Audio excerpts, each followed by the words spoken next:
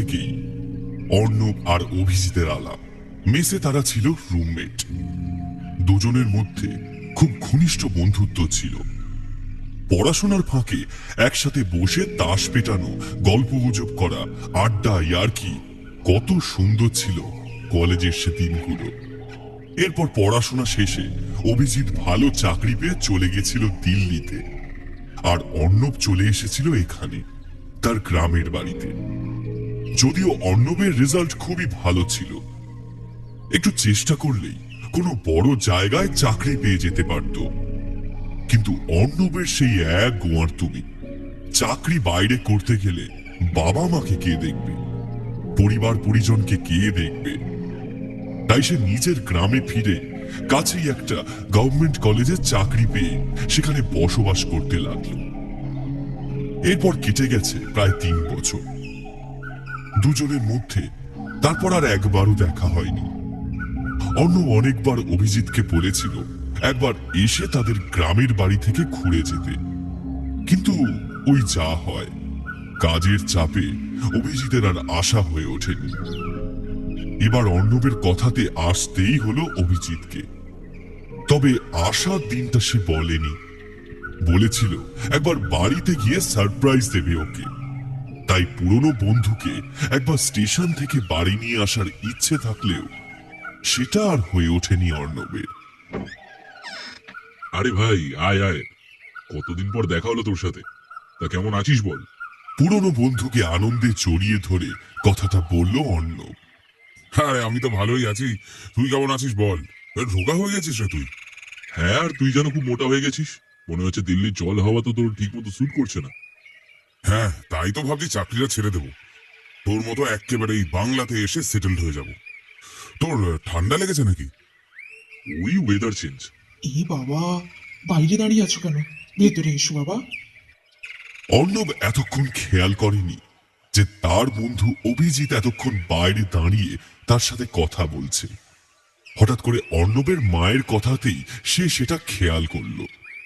Sorry sorry ভাই, আয় আয় আয়, ভেতরে দেব, তোর ব্যাগটা আমায় দে। এসো এসো, ভেতরে এসো। অভিজিৎকে অভ্যর্থনা করে ভেতরে ডাকলেন অর্ণবের মা।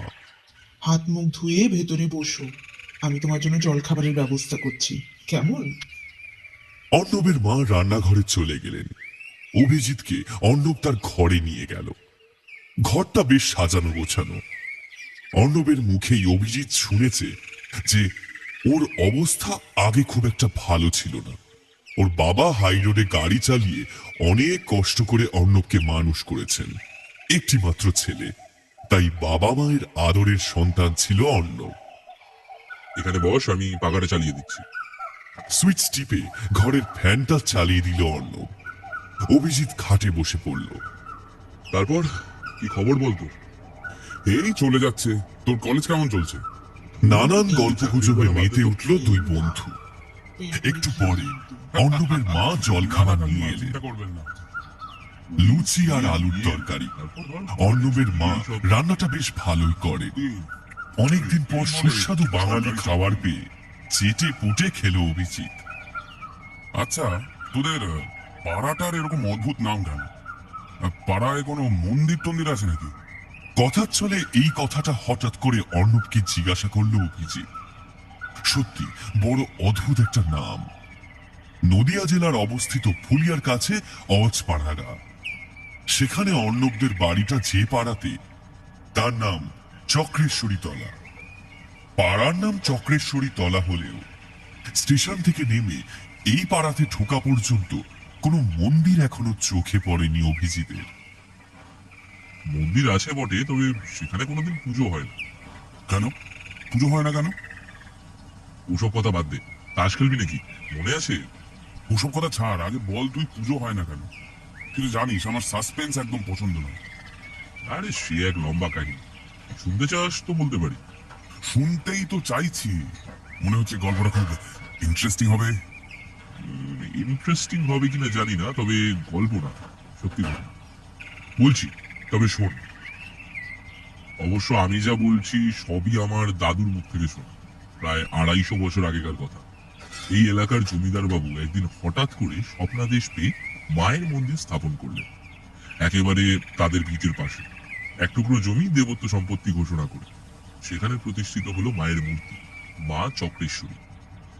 দেবী সরস পূজা এবং দেবী সরস্বতীর এক গুজ্জ রূপ। দেবীর মন্দির প্রতিষ্ঠা করার পর সেই মায়ের পূজার ভার এসে পড়ে জমিদার বাড়ির কুলপুরোহিত রামলাল ঠাকুরের উপর। রামলাল ঠাকুর ছিলেন একাধারে পুরোহিত এবং অন্য ধারে তান্ত্রিক। আমাবস্যার গভীর রাতে শ্মশানে বসে সব সাধনা নাকি তিনি করতেন। সেই রামলাল ঠাকুর অত্যন্ত নিষ্ঠার সাথে করতে লাগলেন দেবীর পূজা। সবই তো বুঝলাম, কিন্তু এখন সেই মন্দিরে পুজো হয় না কেন? অর্ণবের কথা শুনতে শুনতে হঠাৎ করেই কথাটা বলে উঠল অভিজিৎ। বলছি দাদা। এরপর রামলাল ঠাকুরের নিষ্ঠায় এবং দেবীর আশীর্বাদে জমিদার বাড়ি ফুলে ফেপে উঠল, বিস্তৃত হয় জমিদারি। তারপর একদিন মারা গেলেন রামলাল ঠাকুর। মায়ের পূজা করতে করতে হঠাৎ করেই মন্দির প্রাঙ্গণে বুকের যন্ত্রণায় পড়ে গিয়ে তিনি মারা গেলেন। এরপর হঠাৎ করে এক আমাবস্যায় গভীর রাতে মন্দিরে শোনা গেল ঘণ্টা ধ্বনির শব্দ। মন্দিরের দরজা বন্ধ, ঘর অন্ধকার, কিন্তু তবুও ঘণ্টা ধ্বনির শব্দ শুনে অবাক হয়ে গেল জমিদার বাবুর পুত্রবধূ। জমিদার বাবুর পুত্রবধূ তখন বাইরে দোতলার বারান্দায় এসেছিলেন। হঠাৎ করে ঘণ্টা ধ্বনির শব্দ শুনে ডেকে তুললেন তার স্বামীকে। ততক্ষণে অবশ্য ঘণ্টা ধ্বনির শব্দ থেমে গেছে। বাইরে এসে অনেক খোঁজাখুঁজির পরেও কিছু না পেয়ে আবার ঘরে শুতে চলে গেলেন ওনারা। এরপর পরের দিন সকাল হলো। জমিদার বাবুর পুত্রবধূ মাঝরাতে ভুল শুনেছে সেই কথা ভেবে তার ছেলে কাউকে কিছু বলেনি। সবকিছুই চলতে লাগলো স্বাভাবিকভাবে। কিন্তু আসল ঘটনাটা ঘটলো পরের আমাবস্যায়, বুঝলি? সেই আমাবস্যাতেও শোনা গেল ঘণ্টা ধ্বনি, আগের থেকেও যেন তীব্র আওয়াজ। কাঁসর ঘণ্টার শব্দে এবার জমিদার বাবুরও ঘুম ভেঙে গেল।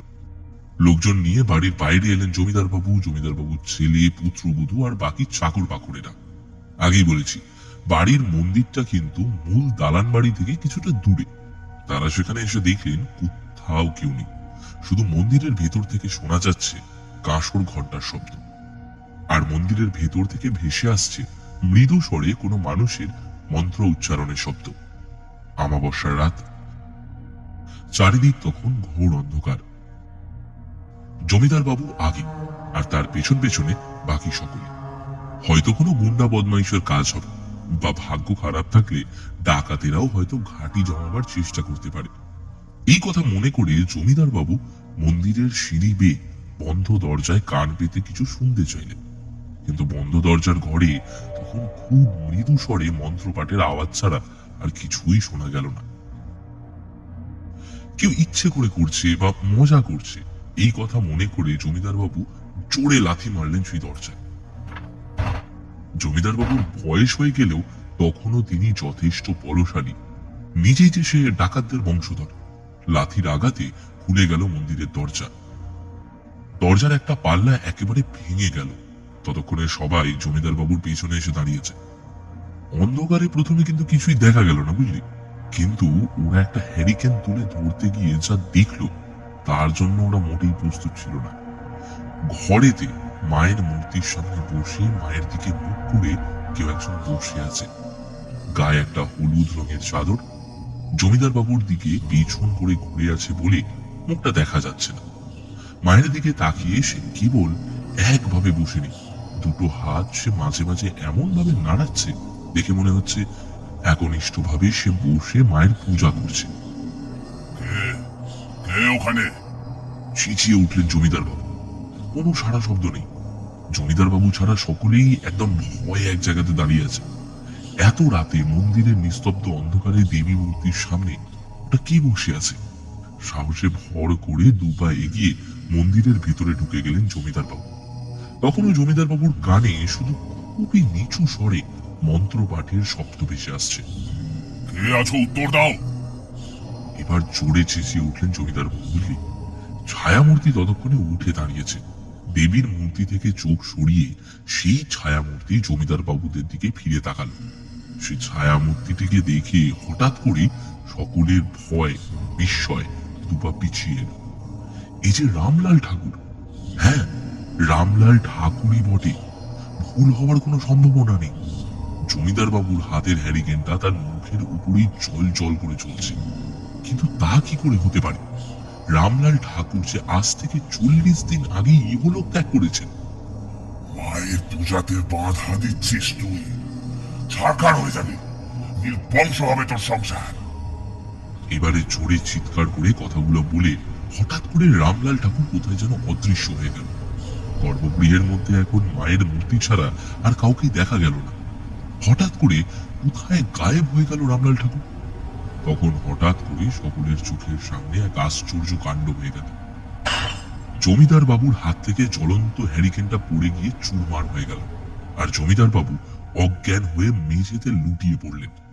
সবাই মিলে ধরাধরি করে নিয়ে গেল জমিদার বাবুকে বাড়ির ভেতরে।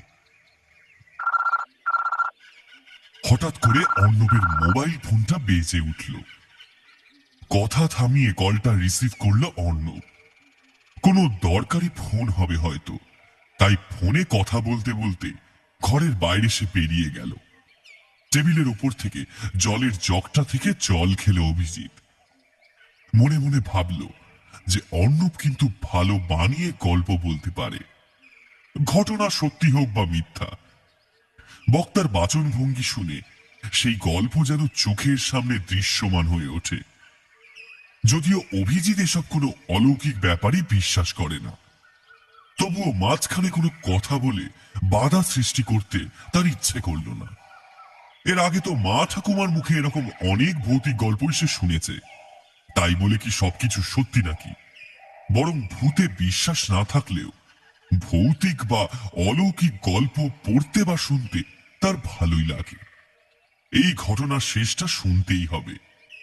ফোনে কথা বলা হয়ে গেলে আবার ঘরের ভিতর ঢুকলো অর্ণব। অভিজিৎকে বলল, তুই তাহলে আজকে রেস্ট নে, অনেক দূর থেকে এসেছিস। আমি এখন আসি, কেমন? আরে বাকিটা বললি না তো? বাকিটা? ও, তোকে তারপরের ঘটনাটা বলা হয়নি না? আচ্ছা ঠিক আছে, তবে শোন। তারপর সবাই মিলে জমিদার বাবুকে ধরাধরি করে তার ঘরে নিয়ে যাওয়া হলো। চোখে মুখে জল দিয়ে জ্ঞান ফেরানো হলো। জ্ঞান ফিরতেই দেখা গেল অবাক একটা কাণ্ড। জমিদার বাবুর শরীরের ডান দিকটা পুরোপুরি অবশ হয়ে গেছে, অর্থাৎ জমিদার বাবু পঙ্গু হয়ে গেছেন।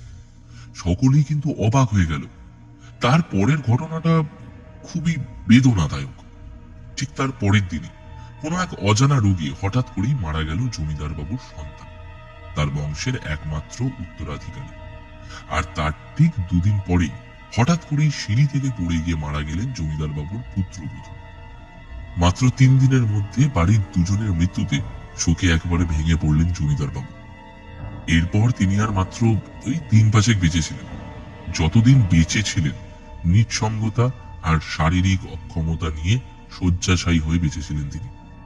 এরপর চাকর বাকররাও সব চলে গেল বাড়ি ছেড়ে। দেখতে না দেখতে নানা শরিকদের দখলে চলে এলো এই বাড়িটা।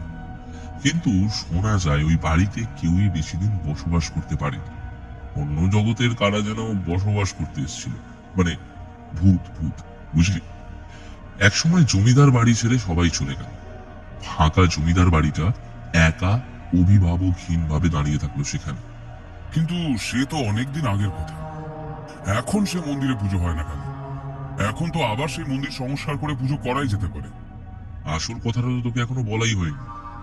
একটু সামান্য মুচকি হেসে অভিজিৎকে কথাটা বলল অর্ণব। তখন থেকেই সেই মন্দির সেখানে সেই অবস্থাতেই পড়ে আছে। রামলাল ঠাকুরের আত্মার অভিশাপের কারণেই যে জমিদার বাবুর এই দুর্গতি হয়েছে সেটা বুঝতে কারোর অসুবিধা হয়নি। তবে আসল ব্যাপার হলো, সেই দুর্ঘটনার এত বছর হয়ে যাওয়ার পরেও আজও নাকি প্রতি অমাবস্যার রাতে রামলাল ঠাকুর সেই মন্দিরে আসেন। সারা রাত ধরে সেই মন্দিরে পূজা অর্চনা চলে, আর সেই পুজো করেন স্বয়ং রামলাল ঠাকুর। তার মানে তুই বলতে চাস আজকের দিনে এই 2024-এ ভূতে মন্দিরে আসে পুজো করতে? অর্ণবের এই কথাতে অবাক হয়ে বলল অভিজিৎ। হ্যাঁ, কথাটা অবিশ্বাস্য হলেও কিন্তু সত্যি। লোকে বলে রামলাল ঠাকুর একজন প্রকৃত সাধক ছিলেন। তার যোগ সাধনার বলে তিনি মৃত্যুর পরেও এখনো জীবিত আছেন, আর তার ভক্তির টানেই তিনি প্রতি অমাবস্যার রাতে ফিরে আসেন। আর তিনি চান না যে তার পুজোর সময় কেউ তার পুজোয় বাধা প্রদান করুক বা তাকে বিরক্ত করুক। কিছু একটা বলতে গিয়ে থেমে গেল অভিজিৎ। সে ভালো করেই বুঝতে পারছে যে এটা শুধু অর্ণবের একার কথা নয়, এখানকার প্রত্যেকের মনেই এই ব্যাপারটা নিয়ে একটা অন্ধ সংস্কারের জন্ম নিয়েছে। এখন এই সময় তাকে কোনো কিছু বুঝিয়ে লাভ হবে না, তাই কিছু না বলে অর্ণবের কথা শুনে যাওয়াই বুদ্ধিমানের কাজ হবে। কি কিছু বলবি? না না, কিছু না। আমি জানি তুই কি বলবি। একটু সামান্য মুচকি হেসে অভিজিৎকে কথাটা বলল অর্ণব। তুই বলবি যে তুই একজন শিক্ষিত ছেলে, নিজে কলেজে পড়াচ্ছিস, তাও তোর এইসব অন্ধ কুসংস্কারে বিশ্বাস আছে। কি এটাই তো, তুই এটাই বলবি তো, তাই না? না, ঠিক তা নয়, তবে তুই বিশ্বাস করিস আর নাই করিস, শুধু আমরা নই, আশেপাশের দূর দূরান্তের অনেক লোকই এই কথা বিশ্বাস করে আর মেনেও চলে। অভিজিতের কথা শেষ হওয়ার আগেই কথাগুলো বলে গেল অর্ণব। অনেকেই এ কথা বিশ্বাস করেনি। কেউ কেউ অমাবস্যার গভীর রাতে সেই মন্দিরে ঢুকেছিল, সত্যি সত্যি সেখানে রামলাল ঠাকুর আসে কিনা সেটা দেখবার জন্য। তাদের অনেকেই সেখান থেকে বেঁচে ফিরে আসতে পারেনি, আর যারা বেঁচে ফিরে আসতে পেরেছিল তাদের কেউ বোবা, কেউ অন্ধ, আবার কেউ হয়ে গেছিল মানসিক ভারসাম্যহীন। অভিজিৎ চুপচাপ বসে শুনেই যাচ্ছিল, মনে মনে ভাবছিল কি অবস্থা অর্ণবের। এটা একটা আজগুবি গল্প হিসেবে মানতে তার কোনো অসুবিধা নেই, কিন্তু যখন তার নিজের বন্ধুর মুখে শুনছে যে সেসব সত্যি, তখন যেন ব্যাপারটা ঠিক হজম হচ্ছে না তার। কি আর করার আছে? আচ্ছা, ওই মন্দিরটা একবার তুই আমাকে দেখাতে পারবি? ঠিক আছে, দেখাবো কোন নয়, তবে এখন নয়, বিকেল বেলা। এখন বাবার আসার সময় হয়ে গেল, আর মায়েরও রান্না হয়ে গেছে। তুই স্নান করবি তো? স্নান করে খেয়ে নি চল। কথা বলতে বলতে কখন যে দুপুর হয়ে গেছে সেটা অভিজিৎ খেয়ালই করেনি। স্নানটা সেরে বাড়ির সবার সাথে একসাথে খেতে বসলো অভিজিৎ। আলাপ হলো অর্ণবের বাবা রামরতন বাবুর সাথে। একসময় দোস্ত হলেও বেশ মিষ্টিভাষী ভদ্রলোক তিনি। কথা একটু কম বলেন বটে, তবে বেশ মিশুকে। মেনু ভারী খাসা, মাছের মাথা দিয়ে সোনামুগের ডাল, পার্শে মাছের ঝাল, মুরগির মাংস আর শেষ পাতে মিষ্টি দই। বেশ পরিতৃপ্তির সাথে দুপুরের খাবার খেয়ে অর্ণবের মায়ের হাতের রান্নার খুব সুখ্যাতি না করে সে পারল না।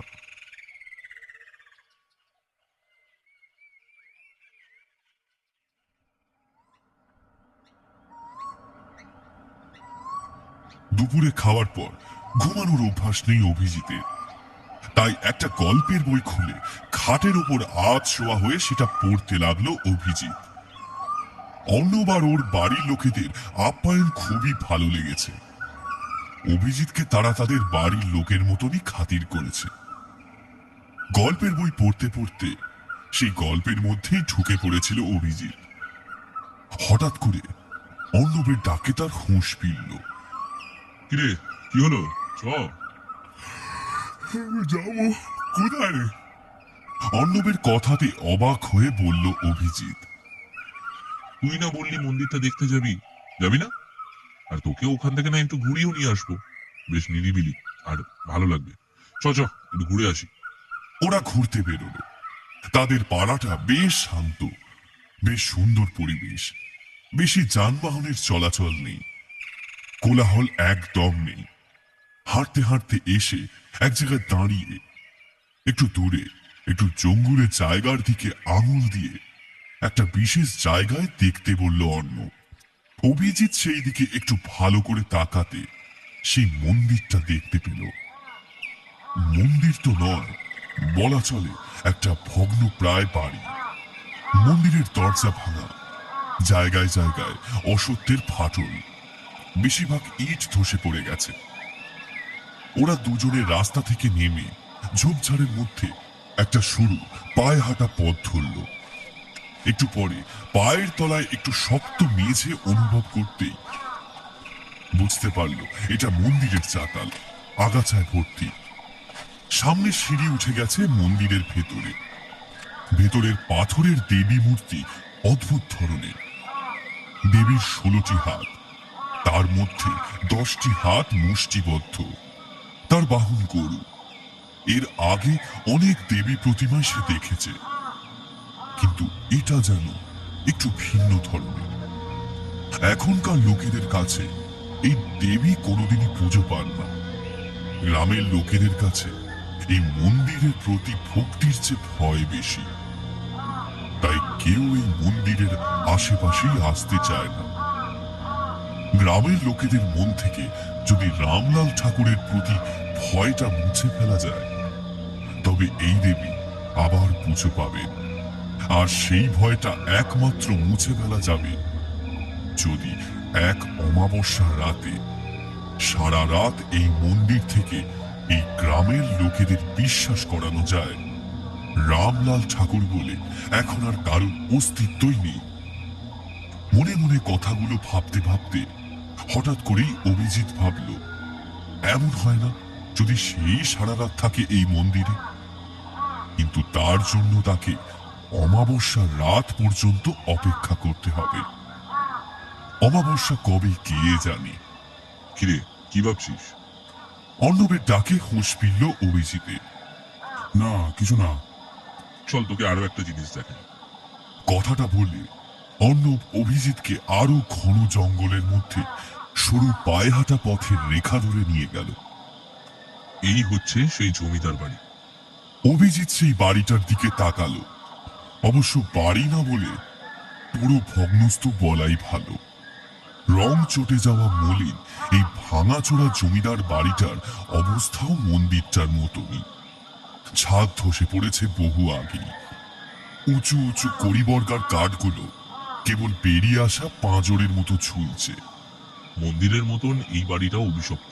সেই সময় পর থেকে এই বাড়িটা গ্রামের লোকেদের কাছে ভয়ের কারণ হয়ে আছে। এখন নাকি এই বাড়িটা থেকে মাঝে মাঝেই অশরীরীদের কান্নার শব্দ শোনা যায়।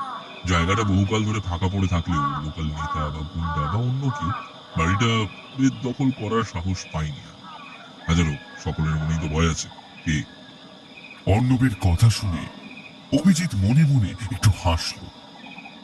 পৃথিবীটা এখন কত এগিয়ে গেছে, অথচ কিছু কিছু মানুষ এখনো কুসংস্কার মুক্ত হয়ে উঠতে পারেনি।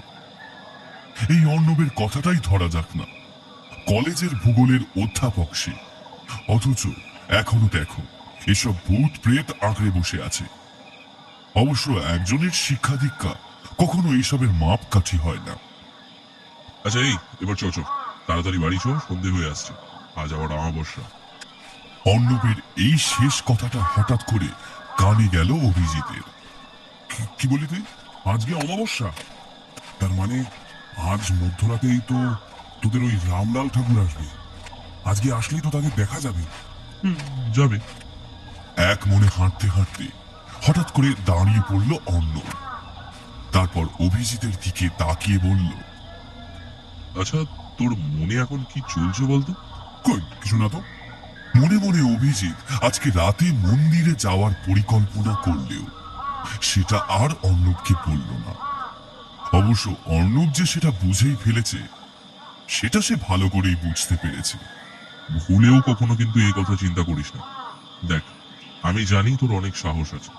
এর আগে বন্ধু বান্ধবদের সাথে বাজি রেখে তুই অনেকবার শ্মশানে কিংবা অনেক ভুতুরে বাড়িতে রাত কাটিয়েছিস, কিন্তু এ কোনো সাধারণ ব্যাপার কিন্তু নয়। কথাটা অবশ্য অর্ণব ভুল বলেনি। অভিজিতের সাহসের ব্যাপারে বন্ধু মহলে বেশ পরিচিত। অনেকবারই সে তার সাহসিকতার পরিচয় দিয়ে তাক লাগিয়ে দিয়েছে। এখানে কোনো সাধারণ ভূত প্রেত বা আত্মার কথা কিন্তু হচ্ছে না। তিনি পিশাচ সিদ্ধ সাধক রামলাল ঠাকুর। মৃত্যুর পরেও তিনি তন্ত্র সাধনার জোরে জীবিত হয়ে রয়েছেন। এনাকে দেখা মানে সাক্ষাৎ মৃত্যুর দর্শন পাওয়া। বাহ বাহ, তুই তো দেখছি একদম রামলাল ঠাকুরের প্রশংসায় পঞ্চমুখ রে। দেখ অভিজিৎ, তুই কিন্তু ব্যাপারটাকে সিরিয়াসলি নিচ্ছিস না।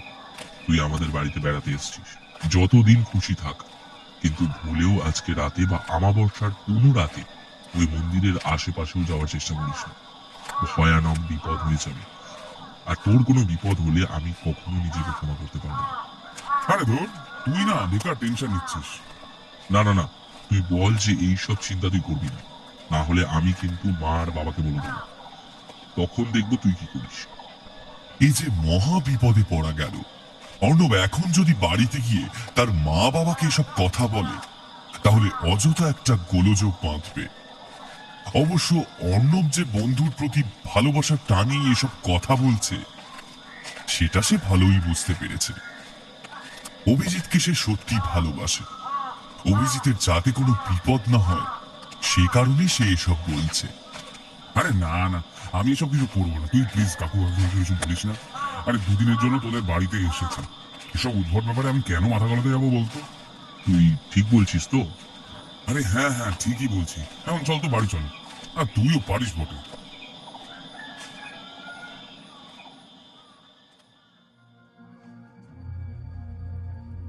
অর্ণবকে কথায় ভুলিয়ে শান্ত করা গেল। অর্ণবকে তো সে চেনে, একটু বোঝালেই বুঝে যায়। তবে মুখে না বললেও রাতের বেলায় মন্দিরে আসার কথাটা সে মন থেকে মুছে ফেলতে পারল না। আর তার জন্য মনে মনে সে প্ল্যান করে নিল। অর্ণবদের বাড়ির নকশাটা জেনে ফেলেছে সে। রাতের বেলা সবাই যখন ঘুমিয়ে পড়বে তখন চুপি সারে খিড়কির দরজা খুলে পেছনের পাঁচিল টপকে বাড়ি থেকে মন্দিরে চলে আসবে সে। বাড়ির কেউ কোনাক্ষরেও জানতে পারবে না। তাদের ভোরবেলা ঘুম থেকে ওঠার আগেই আবার পাঁচিল টপকেই সে বাড়িতে ফিরে আসবে। আর যদি নাও আসতে পারে অন্তত পক্ষে রামলাল ঠাকুরের রহস্যটা তো ফাঁস হয়ে যাবে। রামলাল ঠাকুর সত্যি আছে কিনা নাকি কারুর কুকীর্তি সেটা আজ সে দেখেই ছাড়বে। মনে মনে সমস্ত প্ল্যানটাকে সে গুছিয়ে নিল। বাড়ি ফিরে খুব স্বাভাবিকভাবেই সবার সাথে সে কথাবার্তা বলল, চা বিস্কুট খেলো, অর্ণবের সাথে আড্ডা মারল, কিন্তু কখনোই নিজের প্ল্যানের কথাটা কাউকেই বলল না। রাতে এমনিতেই অভিজিৎ খুব বেশি খায় না। অর্ণবের মায়ের কথাতে একটা রুটি আর তরকারি খেল। তার শোবার ব্যবস্থা হলো অর্ণবের সাথে। অভিজিৎ আজ মনে মনে ঠিকই করে রেখেছে যে সে ঘুমাবে না। ঘুমানোর ভান করে সে বিছানায় শুয়ে থাকবে। তারপর অর্ণব ঘুমিয়ে পড়লেই অভিজিৎ উঠে পড়বে বিছানা ছেড়ে। কিন্তু বিছানায় শুতেই হঠাৎ করে প্রচন্ড ঘুম পেয়ে গেল অভিজিতের। কিছুতেই যেন চোখ খুলে রাখতে পারছে না। ঘুমটা যখন ভাঙল তখন ঘড়িতে বাজে রাত 12:35। অর্ণবের দিকে তাকিয়ে দেখল সে অঘরে ঘুমোচ্ছে। কি করবে সে? যাবে না যাবে না? এক মুহূর্ত একটু চিন্তা করলো অভিজিৎ। না, অ্যাডভেঞ্চার প্রিয় অভিজিতের জেদকে কিছুতেই আটকে রাখা যাবে না। মন্দিরে সে যাবেই, আর তার জন্যই বোধহয় তার ঘুমটা ভেঙে গেল। যেমন ভাবা তেমন কাজ। নিঃশব্দে ঘর থেকে বেরিয়ে গেল অভিজিৎ। এরপর বাড়ির পাঁচিলটা টপকে বাড়ি থেকে বেরিয়ে গেল সে। কোনো আওয়াজ যাতে না হয় সে ব্যাপারে সে খুব সতর্ক ছিল। ফাঁকা রাস্তায় নেমে একবার মনে মনে ভাবল, কাজটা কি সে ঠিক করছে? এভাবে অভিজিতের কথার অমান্য করে মন্দিরে যাওয়াটা কি তার ঠিক হচ্ছে? না, কিন্তু এরকম করে যদি গ্রামের লোকেদের মন থেকে ভয় দূর করা যায় তবে তো ভালোই হবে। রামলাল ঠাকুর সম্পর্কে যে ভয়টা লোকেদের মনের মধ্যে আছে সেটা যদি চিরতরে দূর করা যেতে পারে তাহলে তো সকলেরই ভালো হবে। আর ভালো কাজের জন্য যে কোনো ঝুঁকি নিতেই সে প্রস্তুত। অমাবস্যার রাত, তার উপর আবার রাস্তার ল্যাম্পপোস্টগুলো ঠিক মতো চলছে না। পকেট থেকে মোবাইলটা বার করে আলো জ্বালাতে গিয়ে সে দেখে মোবাইলটা সুইচ অফ হয়ে গেছে। চার্জ দিতে ভুলে গিয়েছিল। অতএব কি আর করার আছে, অন্ধকারের মধ্যে খুব সাবধানে হাঁটতে হবে তাকে। মন্দিরের সামনেটা এসে কেমন যেন অবাক লাগলো তার। মন্দিরটা সে বিকেলবেলা যেমনটা দেখে গিয়েছিল সেটা যেন আর তেমন নেই। এই অন্ধকারে যেন মনে হচ্ছে মন্দিরটা একেবারে নতুন। যাকে চোখের ভুল হতে পারে, কিন্তু কেমন যেন একটা অস্পষ্ট শব্দ আসছে মন্দিরের ভেতর থেকে। মন্দিরের কাছে যেতে ও বুঝল সেটা মৃদু মন্ত্র পাঠের আওয়াজ। মন্দিরের ভেতরে মায়ের সামনে বসে কেউ সমানে মন্ত্র উচ্চারণ করে চলেছে। মানুষটাকে দেখা না গেলেও বোঝা যায় যে মানুষটা মায়ের দিকে মুখ করে তার দিকে পেছনে ফিরে বসে আছে। এই ব্যাটাই তাহলে প্রতি অমাবস্যার রাতে রামলাল ঠাকুর সেজে মন্দিরে এসে মানুষের মনে ভয়ের সঞ্চার করে। আজ একে হাতে নাতে পাকড়াও করতেই হবে, জানতেই হবে কেন সে এমন ভাবে সকলকে দিনের পর দিন ভয় দেখিয়ে চলেছে। খুব সাবধানে নিঃশব্দে মন্দিরটার বারান্দার উপর উঠে এলো অভিজিৎ। তাকে খুব সতর্ক থাকতে হবে। লোকটা অতর্কিতে আক্রমণ করতে পারে, তবে চিন্তার কোনো কারণ সে দেখছে না। গায়ের জোরে অভিজিতের সাথে সে পেরে উঠবে না। এই বেটা, তুই কে রে? জোরে চেঁচিয়ে উঠল অভিজিৎ। উত্তর দিচ্ছিস না কেন? হয়েছে হয়েছে, অনেক নাটক হয়েছে। লোকটার মধ্যে কোনো নরম চরণ দেখা গেল না। লোকটা কি বেঁচে আছে? অভিজিতের মনে কেমন যেন একটু সন্দেহ হচ্ছে। অন্ধকারে লোকটাকে ঠিক বোঝা যাচ্ছে না। একবার সামনে গিয়ে লোকটাকে ছুঁয়ে দেখবে নাকি? তবে তার আগে আর একবার নিশ্চিত হয়ে দেখা দরকার। কি হলো? ডাকছি, কথা কানে যাচ্ছে না? আর একবার চেঁচিয়ে উঠল অভিজিৎ। আর ঠিক তখনই সেই লোকটা ঘুরে অভিজিতের দিকে তাকালো। ঠিক সেই মুহূর্তে অভিজিৎ যে দৃশ্যটা দেখল তার জন্য সে মোটেই প্রস্তুত ছিল না। লোকটার চোখ দুটো যেন আগুনের গোলা, যেন দুটো চোখ জ্বলন্ত কয়লা। ফুলকি দিয়ে ক্রোধ ছড়ে পড়ছে। সে আর তাকিয়ে থাকতে পারছে না। পড়ি মরি করে ছুটে পালাতে গেল অভিজিৎ, কিন্তু দরজার দিকে যেতেই আতঙ্কে থমকে গেল বেচারা। খোলা দরজাখানা আগলে দাঁড়িয়ে রয়েছে তিনটে মূর্তি। এদের শরীরে যেন প্রাণ নেই, চোখে যেন চাউনি নেই, কিন্তু তাও তারা দাঁড়িয়ে আছে। দুজনের পরনে চিহ্ন মলিন ধুতি পাঞ্জাবি, আর একজনের পরনে গরদের শাড়ি। আলতো হাওয়ায় আঁচলটা উঠছে। সেই মহিলার সব দেহটা মটমট শব্দ করে একটা হাত ওঠালো তার দিকে। আর কিছু করার আগেই অভিজিতের পেছন দিকে দুটো শীর্ণ জীর্ণ হাত এসে চেপে ধরল তার দুটো চোখ।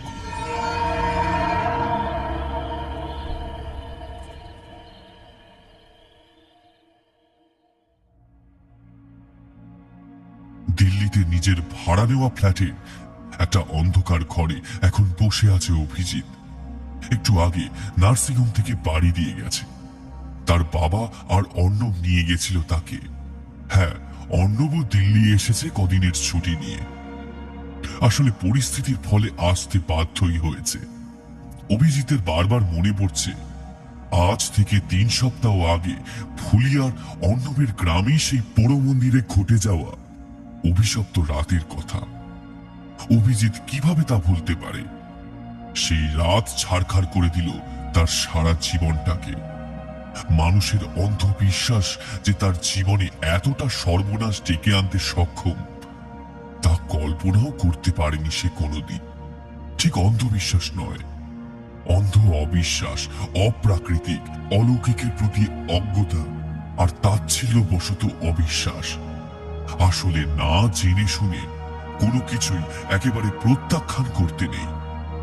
অর্ণবের মুখ থেকে অভিজিৎ শুনেছে যে সেই রাতের পর যখন পরের দিন সকালবেলা সবাই মিলে অভিজিতের খোঁজ করছিল, তখন অভিজিৎকে মন্দিরের চাতালে অজ্ঞান অবস্থায় পড়ে থাকতে দেখা গিয়েছিল। সারা মুখ কালচে হয়ে আসা শুকনো রক্তে ভর্তি, যেন তার চোখের কোঠর দিয়ে ঝরঝর করে রক্ত বেরিয়ে এসেছিল। তখনই দেরি না করে অভিজিৎকে স্থানীয় হাসপাতালে ভর্তি করা হয়েছিল। তবে আরো উন্নত চিকিৎসার জন্য তাকে দিল্লি নিয়ে আসা হয়েছিল। কিন্তু ততক্ষণে যা হবার হয়ে গেছে।